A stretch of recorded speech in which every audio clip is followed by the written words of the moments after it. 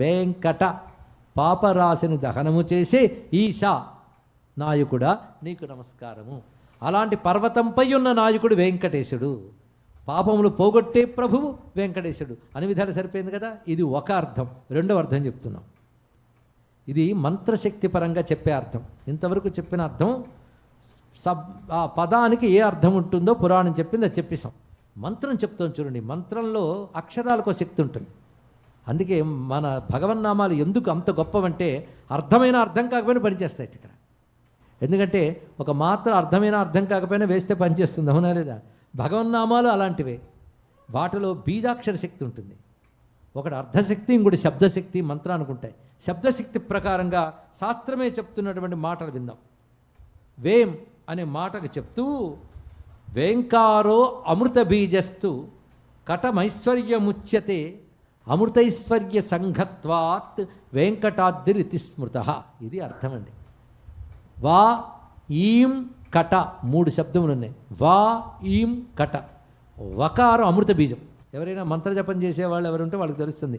వం అనేది అమృత బీజం, రమ్ అనేది అగ్ని బీజం. ఇలా ఒక్క అక్షరానికి ఒక బీజం ఉంటుంది, శక్తి అది. కానీ వమ్ అనే బీజము అమృత శక్తి కనబడుతుంది. అందుకే వకారంతో ప్రారంభమయ్యే విష్ణు సహస్రనామ స్తోత్రం అమృత శక్తితో మొదలయ్యిందయ్యా అని పెద్దలు చెప్తారు.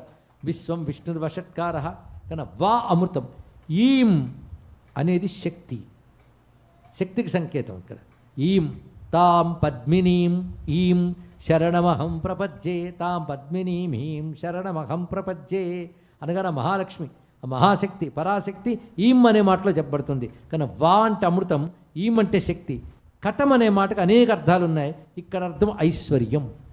కటం అంటే ఐశ్వర్యం. ఇప్పుడు మూడు, అమృతము, శక్తి, ఐశ్వర్యము.